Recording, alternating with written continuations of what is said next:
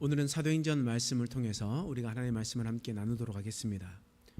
오늘 본문에서 살펴보면 예루살렘에 청년 사울이라는 사람이 살았습니다. 이 청년 사울은 우리가 잘 알고 있는 7 집사님 중에 한 명이었었던 스데반 집사님이 순교할 때 그 자리에 옆에 있었던 사람이었습니다. 이 사람은 스데반 집사님과 함께 돌 맞았던 사람이 아니라 스데반 집사님을 죽이려 했었던 사람들, 돌을 던졌던 사람들의 옷을 맡아주었었던 사람이었습니다.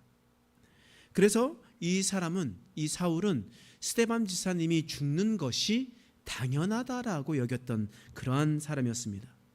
시간이 조금 흘러서 청년 사울은 예수의 도를 믿는 사람들, 예수의 도를 따르는 사람들에게 대해서 살기가 등등하여졌습니다. 바꿔 말하면 이제 사울은 옷을 맡아주는 사람이 아니라 이제는 직접 예수 믿는 사람을 찾고 또한 그들을 핍박하는 일에 앞장서는 사람이 되었습니다. 예수의 도를 따르는 사람은 심지어 죽이기도 하는 그러한 혈안이 되었던 사람, 그런 사람이 바로 청년 사울이었던 사람이었습니다. 이제 청년 사울은 예루살렘에만 머물러 있었던 것이 아니라 예루살렘에서 약 200km 정도 떨어져 있는 지금의 시리아 수도 다마스쿠스라고 얘기하는 다메섹에까지, 이방 나라에게까지 가서 예수 믿는 사람을 잡아 죽이려고 했었던 사람, 그 사람이 바로 청년 사울의 모습, 변화되어 바울이 되었던 그런 사람의 모습이었습니다. 여러분, 이제 청년은 그런데 이 사울은 다메섹에 가는 길에서 역사적인 사건을 경험하게 되었습니다. 그는 정오에 뜬 태양보다 더 밝은 빛을 보게 되므로 예수를 만나게 되었습니다. 사울 자신이 박해 있었던 예수 그리스도를 만나게 되었다라는 거예요. 그 큰 빛을 본 이 사울은 더 이상 앞을 보지 못하는 사람이 되어버렸습니다. 아무것도 하지 못하고 아무것도 보지 못하고 사람들의 손에 이끌려서 시리아의 다마스커스라 불리는 다메섹에 끌려가게 되었습니다. 그곳에서 우리 오늘 10절 말씀 읽었는데요, 9절 말씀 보시면 이런 말씀이 있습니다. 읽겠습니다. 시작. 사흘 동안 보지도 못하고 먹지도 마시지도 아니하니라. 지금 사흘 동안 이 사울은 먹지도 마시지도 않았다라는 것을 말씀을 통해서 분명히 볼 수가 있습니다. 왜냐하면 이 청년 사울이 아주 큰 쇼크를 받은 것 같아요. 큰 충격을 받은 것 같습니다. 그가 먹지도 마시지도 아니하리라. 근데 여기서 원어를 살펴보니까 이 원어를 보니까 이 먹다 마시다라는 이 동사가 능동태로 되어 있더라고요. 그러니까 능동태로 되었다라는 것은 무엇이냐면 사울이 보지 못하고 몸이 아파서 건강상의 이유로 먹지 못했던 것이 아니라, 그리고 만약에 그렇게 기록되었다면 수동태로 기록되어야 되거든요. 그런데 오늘 본문의 말씀을 보니까 수동태로 기록되어 있지 않고 능동태로 되었다라는 것은 본문은 병으로 인해서 못 먹었던 것이 아니었습니다. 자신의 자발적이고 의지적으로 먹지도 마시지도 않았다라는 거예요. 그만큼 아주 큰 충격을 받았던 사건, 그것이 바로 다메섹 도상에서, 다메섹으로 가는 길 위에서 예수님을 만나게 되었던 그 사건이었던 겁니다. 그렇다면 왜 사울은 식음을 전폐하면서까지 이렇게 패닉 상태에 머물러 있을 수밖에 없었을까요? 여러분, 사울은요, 자신의 지성과 이성을 믿고 살아갔던 사람이었습니다. 자신의 판단을 믿고 살아갔던 사람이었습니다. 뿐만 아니었어요. 그는 정말 열심으로 살았던 사람이었습니다. 누구보다도 열심으로 살았습니다. 근데 그 열심이 누구를 향한 열심이었냐? 여호와 하나님에 대한 열심이었습니다. 하나님을 섬긴다고 생각하면서 그는 자신의 이성과 지성으로 판단하고 그리고 율법을 지키면서 열심히 살아갔다라는 거예요.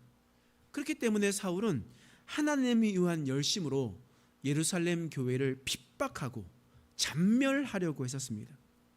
자신의 생각이 아니라 여호와 하나님에 대한 신앙을 지키기 위해서 그리스도 예수를 따르는 사람을 핍박하기 시작했습니다. 끝까지 찾아갔고 색칠하고 그리고 핍박을 했습니다. 그런데 네가 핍박한 예수라라고 이야기했었던 예수님을 만나게 되니 자신이 해왔었던 모든 일들이 주마등처럼 다 지나가고 있는 거예요.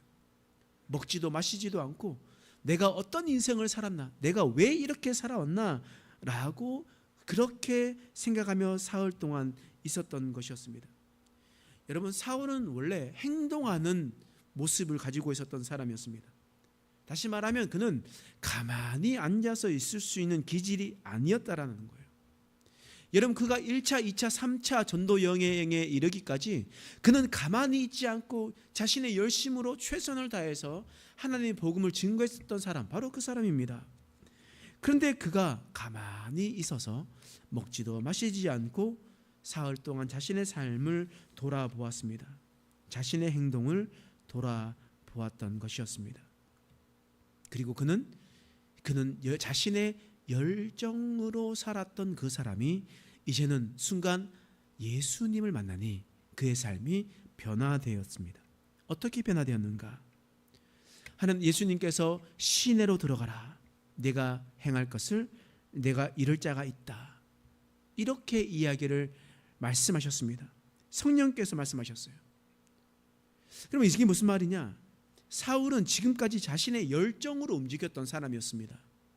그런데 이제 성령께서 말씀하시는 대로 움직이는 사람이 되었습니다. 자신의 열정으로 나아갔던 사람이 아니라 이제 주님의 음성에 순종할 수 있는 자로 그렇게 나아갔던 거예요. 사울이 이전 사울, 다메섹에서 예수님을 만나기 전의 사울과 후의 사울의 가장 큰 차이점은 자신의 열정과 자신의 열심으로 움직였었던 사람이었다면 이제는 예수님을 만나고 성령께서 말씀하시는 대로 움직이며 살아갔던 그런 사람이었던 겁니다. 그런 사람에게 하나님께서 어떤 은혜를 베풀어 주실까요? 오늘 10절 말씀이에요. 읽어보겠습니다. 시작. 그때 다메섹에 아나니아라 하는 제자가 있더니 주께서 환상 중에 불러 이르시되 아나니아야 하시거늘 대답하되 주여 여기 있나이다 하니. 오늘 주님께서 누구를 부르셨습니까? 아나니아라는 사람을 부르습니다. 오늘 본문의 말씀 보니까 이 세 가지로 아나니아의 모습을 살펴볼 수가 있는데요. 아나니아는 어떤 사람이냐? 다메섹에 사는 사람이었습니다. 다메섹에서 있었던 예수님의 제자였습니다. 그리고 두 번째로 주께서 환상 중에 불렀다라고 이야기하는 것은 바꾸어 얘기하면 그는 하나님 앞에 기도하는 사람이었다라는 것을 알 수가 있습니다. 그리고 세 번째로 주님께서 불러섰을 때 아나니아가 어떻게 말했냐? 주여 내가 여기 있나이다 라고 이야기했거든요. 이 말은 무슨 말이냐면 하나님께 기도할 뿐만 아니라 주님의 음성을 잘 들었던 사람이었다. 주님과 교제가 아주 깊었던 사람이었다라는 것을 볼 수가 있습니다. 다시 정리해보면 아나니아는 다메섹에 살고 있었던 예수님의 제자였습니다. 그는 기도하는 사람이었고 그는 하나님과 깊은 사귐이 있었던 사람이었습니다. 왜냐하면 그는 주님의 음성을 잘 알고 있었기 때문입니다. 이 아나니아는 하나님 앞에 깨어있는 사람이었거든요. 그 하나님께 깨어있는 사람이 사울을 어떻게 판단하는지 오늘 말씀 사도행전 9장 13절과 14절 말씀 함께 같이 읽어보겠습니다. 시작. 주여 이 사람에 대하여 내가 여러 사람에게 듣사온즉 그가 예루살렘에서 주의 성도에게 적지 않은 해를 끼쳤다 하더니 여기에서도 주의 이름을 부르는 모든 사람을 결박한 권을 대제사장들에게서 받았나이다 하거늘. 지금 아나니아가 사울을 어떻게 판단합니까? 안 됩니다. 주님, 그럴 수 없습니다. 그는 악이에요. 우리를 해치는 사람이에요. 예루살렘에도 큰 해를 끼쳤을 뿐더러 지금 다메섹에까지 와서도 우리를 해치는 사람입니다. 그런 사람에 가서 도와주라고요? 그 사람을 위해서 기도해 주라고요? 안 됩니다 라고 이야기했습니다. 아나니아도 예수님의 제자였고 주님의 음성을 들을 수 있는 사람이었습니다. 그런 사람이 그런 판단을 내렸다면 사울은 그만큼 못되고 나쁜 사람이었음을 우리는 충분히 알 수가 있습니다. 그리고 아나니아의 대처는 우리가 생각했었을 때 아주 현명한 대처였다라고 이야기를 하는 겁니다. 그런데 하나님은 그렇게 생각하시지 않는 거예요. 우리 주님은 어떻게 생각하시냐? 15절 말씀입니다. 읽겠습니다. 시작. 주께서 이르시되 가라, 이 사람은 내 이름을 이방인과 임금들과 이스라엘 자손들에게 전하기 위하여 택한 나의 그릇이라. 지금 이 사람 사울은 누구냐? 내 이름을 전하기 위해서 택한 나의 그릇이다 라고 이야기를 하는 거예요. 주님께서 말씀하시는 거예요. 주님께서 이 사울은 내가 택했다. 이 사람은 나의 이름을 이방인 가운데로 보내져서 복음을 증거할 사람이 될 것이다 라고 이야기를 했었던 겁니다. 그런데 우리가 좀 더 자세히 생각해 보면 우리 주님께서 이미 주님의 종으로, 주님의 사람으로, 주님의 이름을 위하여 보내진 사람들이 있습니다. 보냄을 받은 사람이 있습니다. 그 사람이 누군지 아십니까? 사도들입니다. 사도들이요. 여러분, 사도라는 뜻이 어떤 뜻입니까? 여러분들 잘 아시다시피 사도라는 뜻은 보내심을 받은 자, 보내심을 받은 자가 바로 사도라는 뜻이에요. 그럼에도 불구하고 우리 하나님께서 보내심을 받은 자, 사도들, 12사도들이 있었음에도 불구하고 뭐 가룟 유다가 죽고 마띠아가 다시 들어왔으니 완전 수인 12제자가 있었을 거 아닙니까? 그런 제자가 있었음에도 불구하고 내 이름을 전하기 위하여 보내 나의 택할 그릇, 바로 사울이다. 우리 주님께서 왜 예수님을 핍박하고 잔멸했던 사람, 예수님의 제자를 죽이고 핍박했었던 사람을 예수 믿게 하시고 왜 그 사람을 통해서 예수를 전하게끔 하려고 하셨을까? 여러분, 사도행전 1장 8절 말씀에 보면요, 이런 말씀이 있어요. 함께 읽어보겠습니다. 시작. 오직 성령이 너희에게 임하시면 너희가 권능을 받고 예루살렘과 온 유대와 사마리아와 땅끝까지 이르러 내 증인이 되리라 하시니라. 우리 주님께서 승천하시기 전에 제자들에게 말씀하시는 거예요. 내가 올라가거든 약속된 성령이 올 것이다. 성령이 오면 너희가 그것을 통해서 권능을 받게 될 것이다. 방언을 받고 사람들에게 복음을 증거하잖아요. 그러면 너희들이 어떻게 되냐? 너희는 예루살렘과 온 유대와 사마리아와 땅끝까지 이르러 내 복음을 전하라 라고 이야기를 했단 말이에요. 우리로 이야기하면 이 김포 땅과 이 남한 땅과 저 북한 땅과 세계와 열방 가운데 주님의 복음을 증거하라, 내 증인이 되라 라고 그렇게 하셨던 명령이었습니다. 사도들을 그런 이유로 불렀다는 거예요. 그렇게 불러서 보내기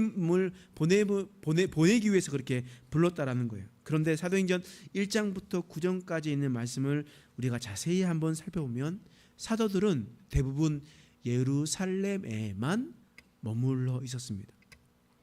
기껏해야 빌리 집사님이 사마리아에 가서 큰 부흥을 일으키고 있었을 때 예루살렘 교회는 단 2명 사도 베드로와 요한만 파견해서 그곳에 있었던 사건들을 확인해보고 돌아오는 길에 살짝 복음을 증거하다가 그친 것이 전부였습니다.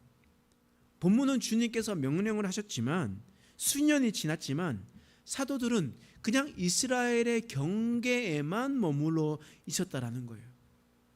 주님께서 예루살렘과 온 유대와 사마리아와 땅끝까지 이르러 복음을 증거하라 말씀하셨는데 그 땅끝까지 가지 않았었던 사람들이 있었다라는 것입니다. 여러분, 예수님께서 이 땅에 오신 이유가 단지 이스라엘만을 위했습니까? 그렇지 않잖아요. 주님께서 이 땅에 오셔서 십자가에 죽으시고 그곳을 통해서 우리의 죄를 용서하시고 부활하셔서 우리의 소망이 되신 이유는 단지 이스라엘 사람들만을 위한 것이 아니었거든요. 주님께서 이 땅에 오신 이유는 온 인류를 위한 것이었습니다. 그런데 사도들은 예루살렘에만 머물러 있었던 것이었습니다. 이것은 주님의 뜻이 아니었습니다. 주님의 뜻이 아니었어요. 이것을 깨달았었던 사도 요한이 나중에 요한계시록을 통해서 에베소 교회를 통해서 이것같이 이렇게 얘기를 하는 거예요. 어떻게 증언하냐? 요한계시록 2장 4절에서 5절 말씀 읽어보겠습니다. 시작. 그러나 너를 책망할 것이 있나니 너희의 처음 사랑을 버렸느니라. 그러므로 어디서 떨어졌는지 생각하고 회개하여 처음 행위를 가지라. 만일 그리하지 아니하고 회개하지 아니하면 내가 내게 가서 내 촛대를 그 자리에서 옮기리라. 옮기리라. 사도 요한이 그것을 너무나 뼈저리게 느꼈었던 거예요. 그렇기 때문에 에베소 교회에게 이야기합니다. 너의 첫사랑을 버렸다. 빨리 그것을 되찾아라. 아니면 너의 촛대를 옮길 것이다. 여러분 왜 그렇겠습니까? 하나님께서 먼저 촛대를 누구에게 줬습니까? 사도들에게 줬습니다. 12사도들에게 주었다라는 거예요. 12사도들에게 주었는데 그들이 주님의 명령을 지키지 않고 처음 사랑을 버렸어요.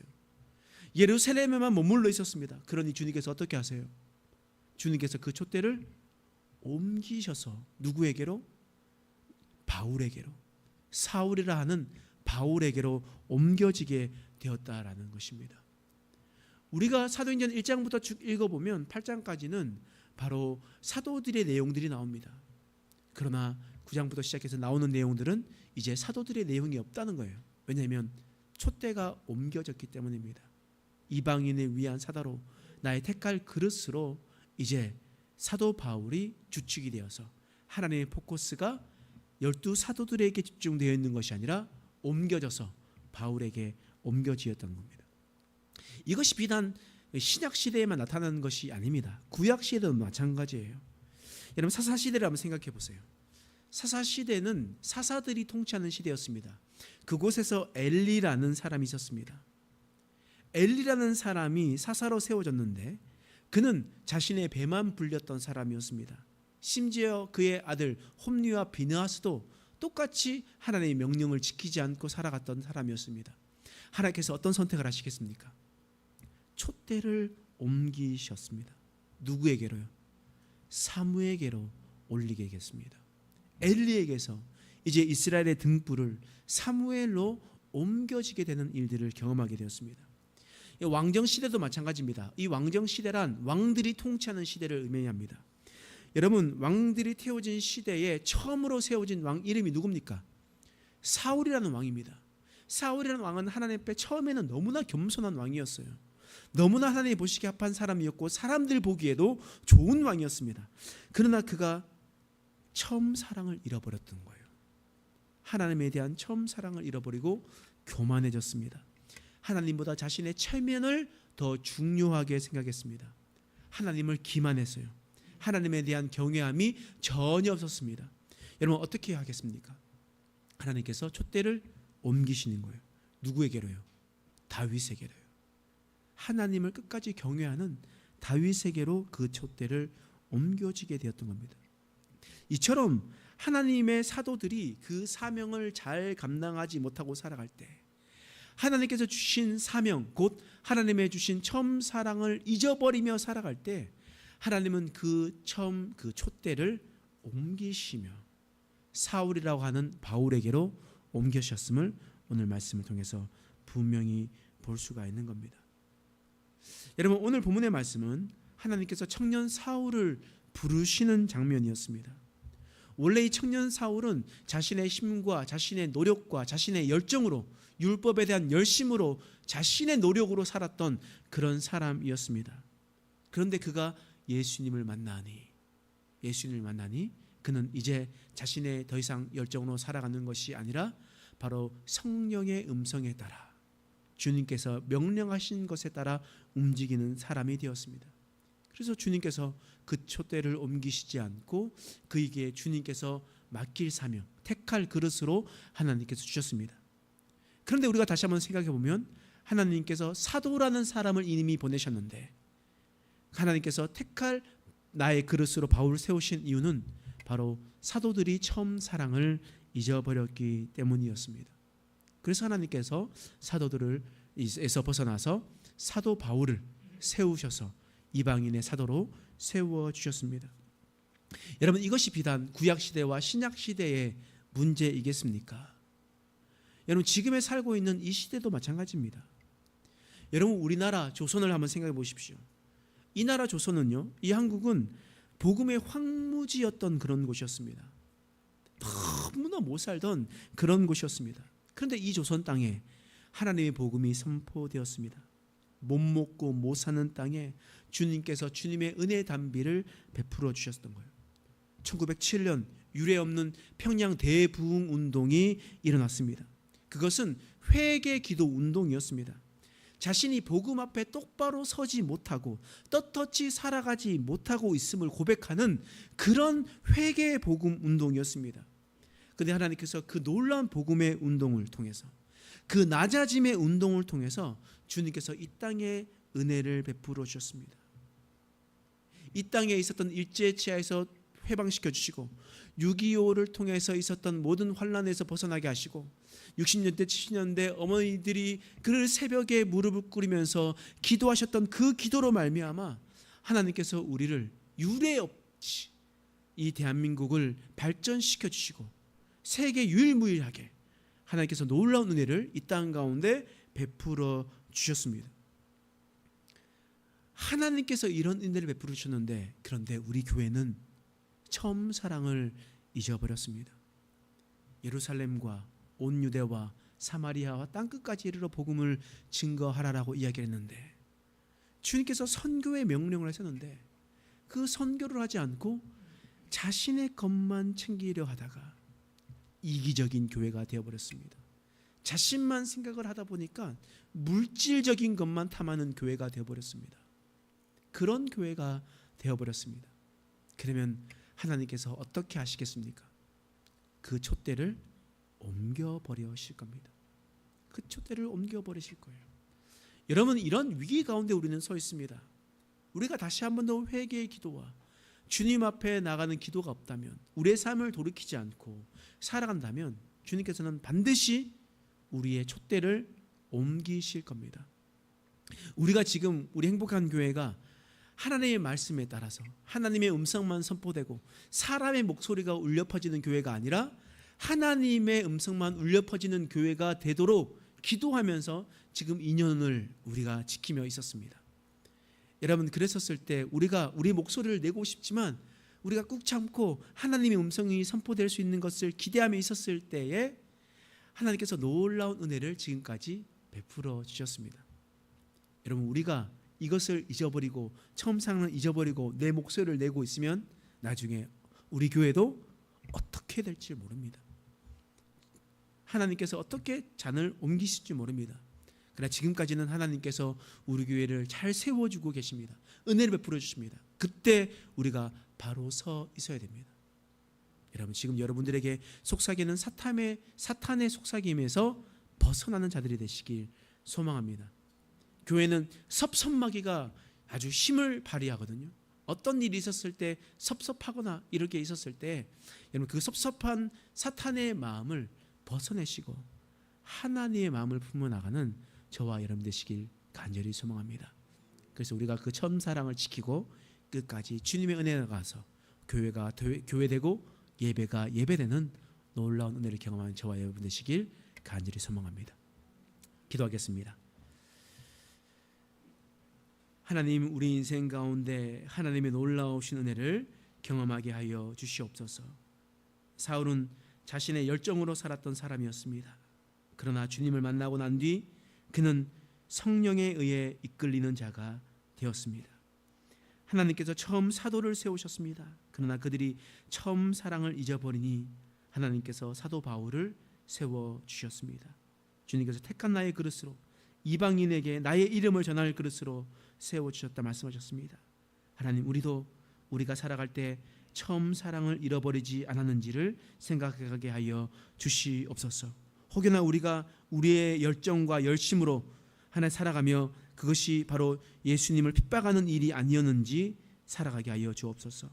이제 내 열정과 내 열심으로 살아가는 것이 아니라 주님의 음성대로 하나님의 성령의 이끄심대로 살아가는 우리의 인생 되게 하여 주시옵소서. 감사드리며 예수님의 이름으로 간절히 기도드립니다. 아멘.